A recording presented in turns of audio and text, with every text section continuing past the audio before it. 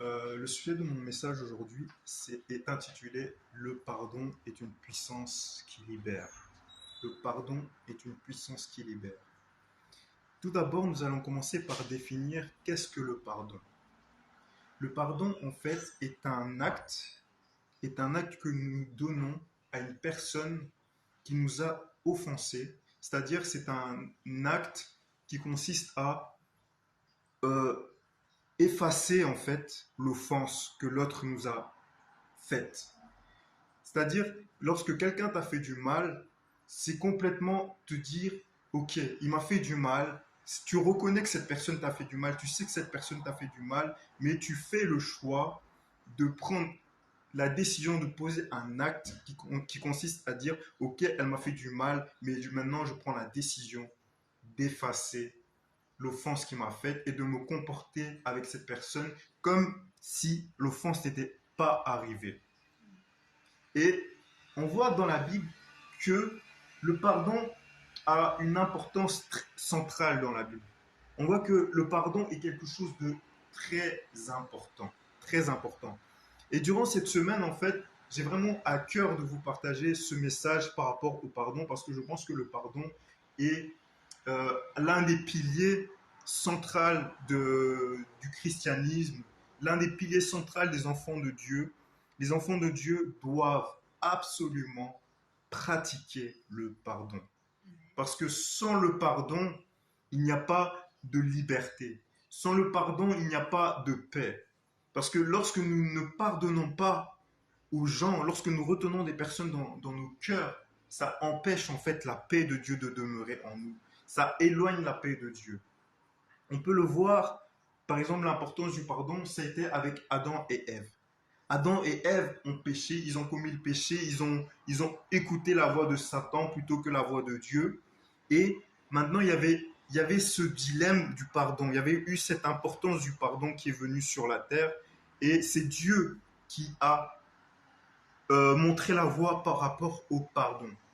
Le Seigneur a montré comment pardonner. Et on le voit lorsqu'il appelle Adam, il dit Adam, où es-tu? Parce qu'Adam s'est caché. On voit là que l'homme ne s'est pas dirigé vers Dieu et n'a pas demandé pardon à Dieu. On voit là que l'homme n'a pas été vers Dieu, n'a pas couru vers Dieu. Seigneur, je te demande pardon parce que j'ai péché, parce que j'ai désobéi à ta voix, ainsi de suite. Non, on voit que Dieu est venu et il a dit Adam, où es-tu? Adam, il va dire oui, je me suis caché parce que j'ai entendu ta voix. Mais il a dit mais comment tu. Et parce que j'étais nu. Mais comment sais-tu que tu es nu? Alors il va dire oui, mais voilà, la femme que tu m'a donné du fruit, ainsi de suite, etc.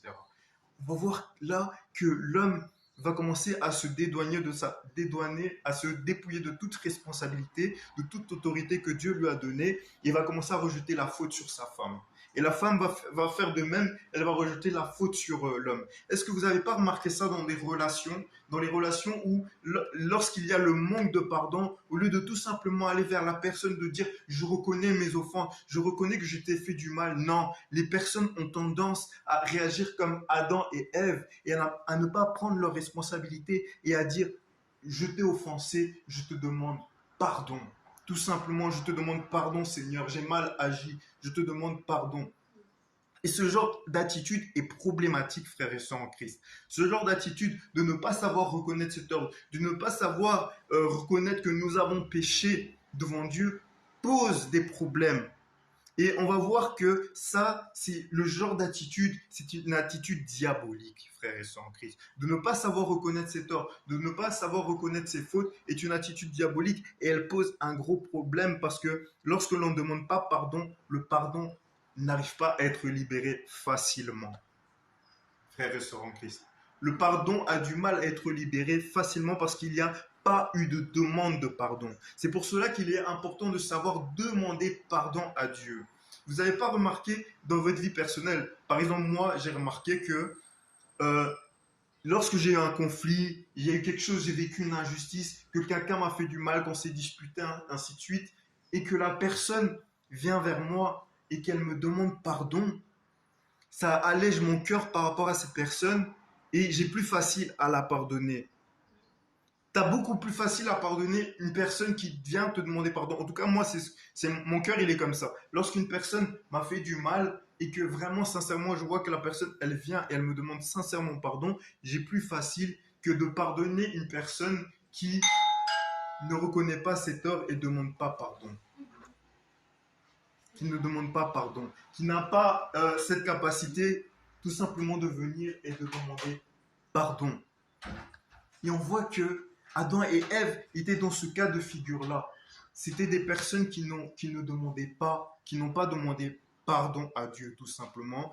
Sur le coup, ils n'ont pas demandé pardon. Ils ont cherché à se dédouaner de leurs responsabilités. Ils se sont rejetés la faute les uns sur les autres. Ils ont dit oui, c'est la faute de tel, c'est la faute de tel, c'est de la faute de tel. Et on voit dans la Bible tout simplement que maintenant Dieu va poser un acte. Il va poser un acte d'amour et il va dire ok, il va sacrifier un animal innocent pour couvrir les fautes d'Adam et Ève, pour ne pas les tuer d'un coup, ainsi de suite, pour pouvoir leur faire grâce. C'est ça la grâce. Il leur a fait grâce. Malgré qu'ils ne méritaient pas, le pardon, Dieu leur a fait grâce, frères et sœurs en Christ. Et Dieu nous appelle justement à réagir comme lui. À réagir comme lui. C'est pas parce que une personne t'a offensé tout simplement que tu dois lui porter rancune. La personne ne doit pas forcément venir vers toi, dire je te demande pardon, ainsi de suite. Dieu nous appelle à nous comporter comme lui. Adam et Ève ne sont pas venus vers lui, ils ne lui ont pas dit oh Dieu, nous te demandons pardon, ainsi de suite, parce que nous avons péché contre toi, ainsi de suite. Non, ils n'avaient pas ce cœur-là, mais Dieu les a aimés. Dieu a tellement aimé qu'il a tout simplement accordé le pardon gratuitement. Le pardon de Dieu est gratuit et Dieu nous appelle à être à son image, selon sa ressemblance. Et on peut voir dans le livre tout simplement de Job, on voit que Job a vécu des moments difficiles. On voit que Satan est venu, qu'il a dit oui, Dieu, tu as béni Job parce que Job t'aime parce que tu l'as béni, tu l'as fait ci, tu l'as fait ça, etc. Et après, Dieu va dire, non, je vais te prouver que Job m'aime sincèrement, qu'il a vraiment un cœur pur, un vrai cœur qui m'aime sincèrement, etc. Et on va voir que Job a tout perdu. Il a perdu sa femme, ses enfants, ses biens, toutes ces choses-là. Et qu'est-ce qui se passe? Job commençait à avoir des douleurs, ce qui est normal, une certaine forme d'amertume. Et tous ses amis qui étaient là autour de lui disaient certainement tu as péché, certainement tu as mal agi, etc. Et Job, qui ne voyait pas forcément les choses de manière spirituelle, s'est dit mais certainement Dieu a fait ça, mais il y a certainement des raisons. Et je sais qu'un jour j'aurai la réponse. Mais c'est là que Job se trompait parce qu'il croyait que Dieu avait fait ça, alors que c'était Satan qui était derrière tout ça. Mais Job n'avait pas la révélation. Il ne savait pas que c'était Satan qui lui avait enlevé sa femme, qui lui avait enlevé ses enfants, sa famille, toutes ces choses-là. Son bétail, ses serviteurs. Il n'était pas conscient de tout ça. Et à la fin, on va voir dans Job que Dieu va intervenir, il va parler à Job, il va dire, étais-tu là quand j'ai créé ça? Étais-tu là quand j'ai fait ça, etc. Job va se repentir, il va dire à Dieu, Seigneur, je te demande pardon parce que je sais que tu es vivant et que j'ai parlé avec ignorance. Mes lèvres ont parlé avec ignorance de choses que j'ignorais. Je n'étais pas conscient de toutes ces choses-là. Vous voyez? Et Job va avoir ce cœur où il a eu la capacité tout simplement de demander pardon, frères et sœurs en Christ. Et je vous encourager d'avoir des cœurs repentants, d'avoir des cœurs comme Job, qui sachent reconnaître, Seigneur, j'ai péché contre toi, et qui sachent demander tout simplement pardon. Pardon, Seigneur, parce que j'ai mal agi. Lorsque tu fais des choses mauvaises, ainsi de suite, et cette capacité de demander pardon à Dieu, et cette capacité de demander pardon à ton prochain, parce que lorsque tu demandes pardon, ça te libère déjà toi, mais ça libère aussi ton prochain de toute pensée diabolique, de toute œuvre diabolique, de tout le mal en fait que le diable a envie de semer dans les cœurs, parce que le pardon est une puissance qui libère. Je vais donner tout simplement un témoignage aussi par rapport à ce que j'ai vécu, c'était cette semaine. Hein. J'ai vécu un truc terrible, combat terrible cette semaine, c'était au boulot, au travail. Je ne sais pas ce qui s'est passé et tout, mais il y a un collègue, il était à fleur de peau, etc. Et après, je parle et je vois qu'il travaille un peu de manière désordonnée et tout, et je lui fais la réflexion, pas méchamment, et je lui dis, écoute, il faut que tu travailles plutôt comme ça, etc. Ah, il fait, mais non, mais c'est pas grave et tout. Et il travaillait, quand il tranchait le truc, il y avait même la viande qui sautait sur moi, etc. C'était vraiment dégueulasse, c'était catastrophique. Et je lui dis, écoute, je suis pas comme l'autre chef que tu avais eu, etc. Je dis pas ça pour te vexer, mais la manière dont tu travailles, c'est pas propre, c'est pas correct, il faut que tu travailles mieux, ainsi de suite, parce que on va après le chef là, il va venir, il va dire on travaille pas comme des professionnels, comme des cochons, etc. Ah, là, il commence à s'énerver sur moi et c'était terrible. Ça venait même presque, limite le gars il voulait se battre, il voulait en découdre et tout, c'était terrible. C'était vraiment grave, grave, grave. Mais après, au final, il m'a même attrapé, je l'ai bloqué, je l'ai tenu et tout. Son vêtement il s'est déchiré tellement il était agressif et tout. Mais je sais pas pourquoi le Seigneur a apaisé mon cœur à ce moment-là. J'ai pas surenchéri. C'est juste après que j'avais vraiment l'après-coup, je me suis rendu compte que c'était grave ce qui s'était passé là. Et là, je commençais à avoir la colère et tout. Mais j'avais pas genre une colère qui était vraiment visée sur lui. Je sais pas comment expliquer. Parce qu'on a cette grâce, en fait, quand on est dans le Seigneur Jésus-Christ, qu'on a cette lucidité, on a le Saint-Esprit qui nous apaise, etc. Mais j'avais une colère comme ça contre l'injustice, etc. Mais c'était mauvais parce que ça allait créer une mauvaise relation entre lui et moi, et même dans mon cœur, ça allait créer un ressenti contre lui, etc. Et ce qui était bien, c'est que parmi nous, il y avait un collègue qui a vu, il a dit non, les gars, faut pas que vous continuez comme ça, c'est pas bien, nous sommes des collègues, etc. Il a parlé au collègue, il a dit, gars, t'as été trop loin, ainsi de suite. Et après, il nous a parlé à tous les deux, c'est pas bien, etc. Et au final, on a tout simplement discuté. Le gars, il m'a demandé pardon. Et le simple fait qu'il me demande pardon, genre mon cœur, il a été libéré. Vous voyez, il a été libéré. Et moi aussi, je lui ai dit, bon, écoute, moi aussi, si je t'ai mal parlé, la manière dont je t'ai parlé, tu l'as pas apprécié, je te demande aussi pardon. Réglé. Et le gars, je peux le voir, je lui dis bonjour en face, il n'y a pas de problème. Pourquoi? Parce qu'il y a eu tout simplement le pardon. Il y a eu l'importance de savoir toi-même pardonner, demander pardon, mais quand quelqu'un aussi demande pardon, ça libère et ça enlève toutes les racines que le diable a voulu semer, ainsi de suite, etc. Et ça, je trouve ça magnifique. Et j'avais vécu aussi des combats, même avec une autre collègue qui m'avait mal parlé, s'est rendu compte qu'elle m'avait mal parlé. Elle est venue sur Facebook, elle m'a demandé pardon. Pouf, ça a libéré, maintenant on peut se parler normalement et tout. La puissance du pardon. Là, et c'est aussi important de savoir demander pardon. C'est important de pardonner toi-même, mais c'est important aussi de savoir, quand les gens savent demander pardon, je trouve que c'est plus fort que de retenir en fait. Parce que c'est facile de ne rien faire, d'être là, de dire ok, je veux pas demander pardon, rester comme ça et tout. C'est très facile, tout le monde sait faire ça. Vous voyez? Mais avoir cette force de caractère de venir devant une personne, de dire je te demande pardon, ça, je trouve, c'est encore plus admirable, plus fort d'avoir cette capacité-là. Ça, c'est la véritable force. C'est la véritable humilité. Et, et frères et sœurs en Christ, je crois en cette révélation que Satan, le diable, pouvait se repentir. Je veux vous le dire. Je crois que le diable pouvait se repentir, demander pardon. Mais il n'a pas fait. Pourquoi? Parce qu'il avait ce cœur d'orgueil. Lorsque tu veux recevoir le pardon, il faut savoir aussi demander pardon. Et le fait qu'il avait cet orgueil, il a tellement maintenu ça, il a traîné avec cet orgueil, cette fierté, non, non. Après, quand Dieu a créé l'homme, il s'est dit, non, moi je ne veux pas me prosterner devant lui, c'est qu'il regarde, il a été fait de la poussière, etc. Il a eu le temps de se repentir jusqu'à la croix, jusqu'à crucifier le roi de gloire, jusqu'à l'envoyer sur la croix, etc. Là, ça a été scellé, son sort a été scellé, c'est bon, il a prouvé à toute la création, au monde angélique, qu'il a été trop loin, trop loin. Mais Dieu est un Dieu d'amour, Dieu est un Dieu de grâce. Et je suis sûr qu'il avait le temps de se repentir, mais il a laissé passer ce temps-là, de la repentance. Parce que Dieu est un Dieu d'amour, frères et sœurs en Christ. C'est pour ça qu'il est important de savoir demandez pardon. Ne soyez pas comme l'ennemi, comme le diable. N'ayez pas un cœur comme le diable, un cœur prétentieux, un cœur orgueilleux, un cœur qui est là, qui ne veut pas demander pardon. Tu sais que tu fais du mal à ton prochain, tu sais que tu as mal parlé, tu sais que tu as blessé, tu sais que tu as offensé, mais tu es là. Non, non, je ne veux pas demander pardon, je ne veux pas demander pardon. Tu te maintiens comme ça et ça brise des relations. Combien de personnes vivent il y a combien de familles qui sont déchirées tout simplement parce que il y a des personnes qui ont décidé pendant 20 ans, pendant 30 ans de garder l'orgueil en eux. Ils savent qu'ils ont fait du mal mais ils ne demandent pas pardon. Un simple mot, demander pardon. Frère et sœurs, ça détruit des vies. Je pense à un membre de ma famille qui vit comme ça, toujours avec la rancune par rapport à quelque chose qu'on lui a fait. Ça fait des années, elle est là, elle vit, elle est rancunière, ainsi. Tu sais quoi ça? Et après, tu deviens toxique par rapport à tes enfants, avec tes petits-enfants. Tu commences à avoir des mauvaises paroles. Tu deviens quelqu'un d'amer, etc.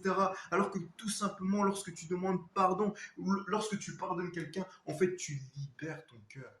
Le pardon amène la paix dans ton cœur. Le pardon, c'est premièrement, c'est bon pour toi.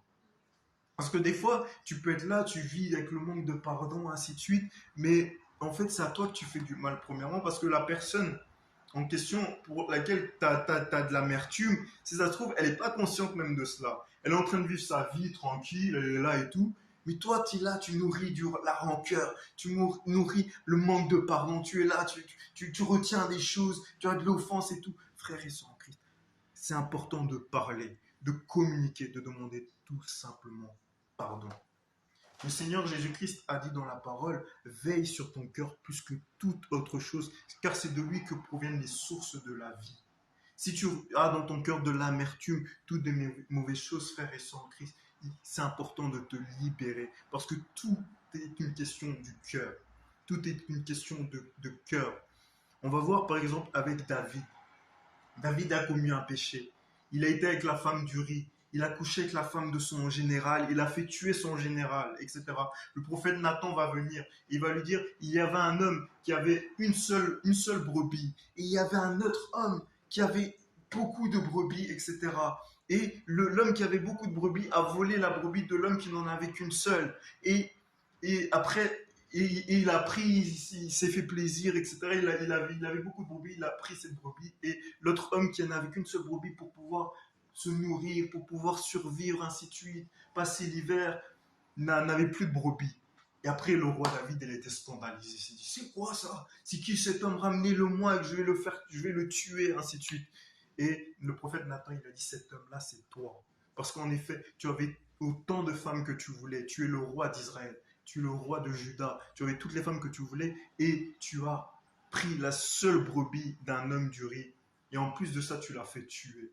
Et là, David a déchiré ses vêtements. Il s'est repenti. Il a demandé pardon. Pardon éternel, je demande pardon à l'éternel car j'ai péché contre toi, éternel, mon Dieu, mon roi. Le cœur de David. David, c'est l'homme selon le cœur de Dieu, nous dit la parole. Dieu a dit, atteste que David, c'est un homme selon son cœur. Donc, être un homme selon le cœur de Dieu, c'est avoir la capacité de demander pardon. C'est d'avoir la capacité de reconnaître ses torts, de reconnaître ses fautes, de reconnaître lorsque l'on a offensé une personne et d'aller tout simplement demander pardon.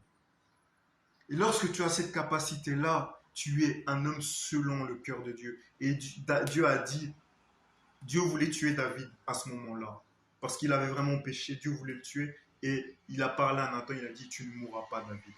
Tu ne mourras pas. Vous voyez?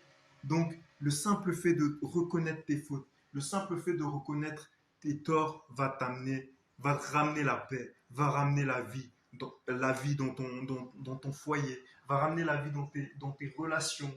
Ce qui devait mourir, ce qui était appelé à la mort par ton acte de manque de pardon, par ton acte de péché, de blessure, etc. Dieu va ramener cela à la vie. David était censé mourir, ses relations étaient censées mourir, il était appelé à mourir suite à son péché. Mais le simple fait d'avoir tout simplement reconnu ses torts a ressuscité sa vie. Vous voyez, frères et sœurs en Christ. Donc, le simple fait de demander pardon peut te ramener à la vie, peut ramener tes relations à la vie, frères et sœurs en Christ. Et si la personne ne te pardonne pas, ce n'est plus ton problème. Toi, tu as posé l'acte, c'est le plus important. C'est le plus important, mon frère, ma soeur. Ayons un cœur selon le cœur de Dieu, un cœur de David, un cœur qui se repent, un cœur qui reconnaît les fautes que nous avons commises, que nous avons faites à notre prochain. Et Jésus a dit dans la parole, Pierre s'est ramené devant Jésus et il lui a posé cette question. Il a dit, Seigneur, combien de fois devrais-je pardonner à mon frère qui m'a offensé? Et c'est drôle que ce soit Pierre qui pose cette question-là à Jésus, parce qu'on sait que Pierre est celui qui a aussi renié Jésus. Judas a renié Jésus, mais il n'est pas allé demander pardon à Jésus. Vous voyez? Il n'est pas allé se repentir auprès de Jésus. Mais on voit que ça, c'est avant que Pierre ne trahisse Jésus. Il lui a dit, Seigneur, combien de fois devrais-je pardonner mon frère? Et Jésus va lui dire, il faudra que tu lui pardonnes 77 fois 7. En gros, pour lui dire, tu dois tout le temps le pardonner. 7, c'est le fruit, c'est le chiffre de la perfection. C'est de l'infini. Quand ton frère a péché contre toi, quand ton frère t'a offensé, tu dois le pardonner. Tu dois le pardonner. Parce que déjà, tu te fais du bien à toi-même, tu te libères et comme ton cœur, c'est de lui que provient de la vie, tu ne peux pas rentrer dans le royaume des cieux avec un cœur lourd, avec un cœur rempli d'amertume, avec un cœur rempli de rancœur. Ça va t'empêcher en fait de rentrer dans le royaume des cieux. Tu ne peux pas rentrer avec un mauvais cœur dans le royaume des cieux. Donc c'est important pour toi de savoir pardonner. Et la parole de Dieu déclare également que lorsque tu vas faire ton offrande devant l'Éternel, lorsque tu vas agir devant l'Éternel, tu veux louer l'Éternel, tu veux faire tes trucs, et que tu te rappelles, que le Saint-Esprit te rappelle, parce qu'on a une conscience, on a une conscience en nous, et que ta conscience te rappelle, que tu as fauté contre ton prochain, contre ton frère, laisse là ton offrande, nous dit Jésus, laisse là ton offrande, et va demander pardon à ton frère. Va demander pardon à ton frère, va demander pardon à ta soeur, va demander pardon à ton collègue, et après tu reviens faire le ministère. Pourquoi? Parce que le Saint-Esprit te parle. Le Seigneur te parle. Ta conscience te parle. Elle te dit, là, il y a quelque chose qui n'a pas été réglé. Là, il y a quelque chose qui n'a pas été réglé. Il faut que tu règles ça. Ce n'est pas normal parce que là, tu es en train de maintenir quelqu'un dans la rancœur, dans une captivité. Il faut que tu saches demander pardon. Et Jésus va nous dire, alors que Pierre lui a posé cette question, il va lui dire, tu dois le pardonner tout le temps. Il va lui dire, il y avait un homme qui devait de l'argent à son maître. Il lui devait énormément d'argent. Et le maître l'avait pris pour l'amener en prison. Et le gars, cet homme-là a commencé à pleurer, s'est mis à genoux devant son maître. Il a dit, pardonne-moi, je t'en supplie, je ne veux pas aller en prison, j'ai une femme, j'ai des enfants, ainsi de suite, etc. Et le maître a eu pitié pour lui. Il a eu la compassion parce que cet homme s'est humilié. Il s'est mis à genoux devant lui, il lui a demandé pardon, ainsi de suite. Et il lui a dit, ok, il lui a remis toute sa dette. Il a pardonné entièrement, il lui a remis toute sa dette. C'est-à-dire que cet homme était complètement pardonné. Et ça, c'est l'image de Dieu, en fait, frères et sœurs en Christ. Nous avons été complètement pardonnés par Dieu. Dieu nous a entièrement pardonné nos fautes. Il a entièrement pardonné nos offenses. Il a entièrement pardonné les péchés que nous commettons chaque jour, frères et sœurs en Christ. Et cet homme est reparti libre, est reparti léger, complètement pardonné de toutes ses offenses, de tous ses péchés. Et lorsqu'il est parti, il a vu un autre de ses collègues qui lui devait aussi de l'argent. Et lorsqu'il a vu, au lieu de se dire « Ah, j'ai été pardonné », il n'a pas appris en fait la leçon du pardon. Il n'a pas compris qu'il a été énormément pardonné par Dieu. Il n'a pas appris qu'il a été énormément pardonné par son maître. Et il va attraper cet homme, son collègue, et il va commencer à dire rembourse-moi mon argent et tout. Et son collègue va se mettre à genoux devant lui et dire je te demande pardon, laisse-moi encore du temps, je te rembourserai, je te demande pardon. Il lui a demandé aussi le pardon, accorde-moi aussi du pardon. Et lui qui n'a pas appris la leçon du pardon, qui n'a pas appris ce que Dieu a voulu lui faire comprendre au travers du pardon de son maître, il va dire non, je ne te pardonne pas, va en prison, il va le jeter en prison. Mais les autres qui étaient témoins autour de lui, parce qu'il y a toujours des témoins dans nos vies. Il y a toujours des gens qui sont témoins de nos vies, qui vont voir. Il y a toujours la justice divine qui va frapper. Il y a toujours Dieu ne peut pas laisser les choses comme ça se faire. Il y a toujours tôt ou tard, il y aura une justice divine par rapport à ton comportement, par rapport à ta façon d'agir. Et la parole de Dieu nous dit que les collègues de cet homme-là étaient dégoûtés, ils étaient choqués de sa manière d'agir et tout. Ils étaient choqués parce que le maître lui avait remis à lui le pardon, il avait pardonné et lui n'avait même pas agi de la même manière avec son collègue. Et ils ont été le dire au maître. Et le maître, lorsqu'il a revu, qu'est-ce qui s'est passé? Le maître s'est mis en colère, il lui a dit, mauvais serviteur, je t'avais remis toute ta dette, mais toi, quand tu as vu ton prochain, tu aurais dû agir de la même manière, tu aurais dû totalement le pardonner, mais tu ne l'as pas fait, et il l'a jeté en prison. Et c'est ce qui va se passer à la fin des temps. Si tu ne pardonnes pas à ton prochain, si tu ne pardonnes pas à ton frère, si tu n'accordes pas le pardon, Dieu va retirer ce pardon que tu as et il va te jeter en enfer. Parce que c'est là que sera ta place, parce que tu ne sais pas pardonner. Dieu t'a entièrement pardonné, mon frère, ma soeur. Dieu t'a accordé un pardon parfait et total. Et Jésus va conclure en disant ça à Pierre, il va dire, pardonne ton frère totalement, entièrement de tout ton cœur. Pas je pardonne. C'est vrai que moi, des fois, j'avais tendance, oui, ben, il faut pardonner, mais bon, voilà quoi. Non, il dit, tu pardonnes ton prochain, tu pardonnes ton frère totalement. C'est-à-dire que tu le pardonnes, c'est réglé, tu pardonnes. Tu le pardonnes totalement, il faut pardonner totalement, c'est important, mes frères et sœurs en Christ. Donc voilà. En tout cas, que le Seigneur vous bénisse au travers de cette exhortation sur le pardon. Que le Seigneur vraiment libère vos cœurs, qu'il vous accorde un cœur qui pardonne. Que toute racine de manque de pardon soit ôtée de vos cœurs au nom puissant et glorieux de Jésus-Christ. Que sa paix qui surpasse toute autre paix vous remplisse, afin que vous ayez vraiment la vie en abondance au nom puissant et glorieux de Jésus-Christ. Amen. Soyez bénis.